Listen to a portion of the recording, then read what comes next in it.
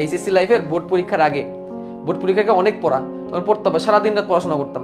তো হঠাৎ করে ওই সময় ময়মনসিংহ থাকতাম, হঠাৎ করে রাতের বেলা কারেন্ট চলে গেছে, কারেন্ট চলে গেছে, রাত 9টা বাজে কারেন্ট চলে গেছে। তো আমরা তখন দুতলা একটা বাসা ভাড়া থাকতাম। তো কারেন্ট চলে গেছে, এখন বাসার মধ্যে মোমবাতিও নেই, মোমবাতি কিনতে যাওয়া লাগবে।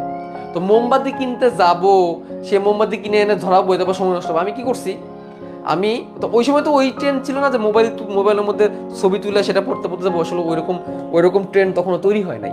অ্যান্ড্রয়েড ফোন ছিল, বাট অ্যান্ড্রয়েড ফোন দিয়ে ছবি তুইলা সেটা দিয়ে যা পড়া যায় এই আইডিয়া ছিল না। অ্যান্ড্রয়েড ফোনের ক্যামেরা অত ভালো ছিল না যেটা আমরা পড়তে পারবো, ঠিক আছে।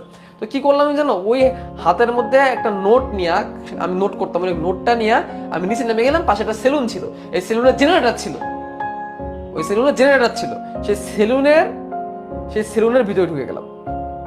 সেলুনের ভিতরে ঢুকে হাতের মধ্যে আমি ভাবটা এমন দিলাম যে আমি কি করবো, আমি মানে চুলদারি ঠিক করব, এই ভাব দিয়ে আমি হাতের মধ্যে সাদা নোট, এরকম সাদা হাতের মধ্যে নোটটা নিয়ে আমি সেলুনের মধ্যে যাই পড়তেছি,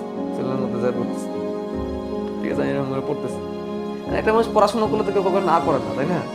আমরা তো কেউ না করে নাই। তো মোটামুটি 15-20 মিনিট পড়ার পরে দেখলাম যে কারেন্ট আসে, তারপর আমি আমার বাসায় গেছি।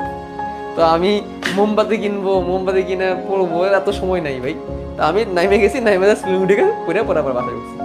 এরকম প্রেশার ছিল পড়াশোনা করার মাথার মধ্যে। এখন প্রেশারটা কি, এটা কি প্রেশারটা কি মানে কোনো মানে এক্সটার্নাল প্রেশার না, প্রেশার আমি নিজেই ক্রিয়েট করে নিছি। আর তখন আমার কাছে আমার প্রেশার মনে হয় নাই, বেসিক্যালি মনে হয় না যে প্রেশার, বাট এটা আমার কাছে মনে হয়েছে আমাকে এটা করতে হবে, কারণ আমার সামনে পরীক্ষা। তুমি যখন তোমার গোল সেট করে ফেলবা, তখন দেখবা তুমি এইভাবেই আগাবা, তখন তোমার কোনো অভাবে তোমার কাছে অভাব মনে হবে না। তুমি সবকিছুর মধ্যে তুমি কি করে পারবা, তুমি তোমার পসিবিলিটিস বের করে নিতে পারবা। কি বলছি বুঝছো? তুমি তো গোল ঠিক করো, গোল ঠিক করলে সব ঠিক হয়ে যাবে।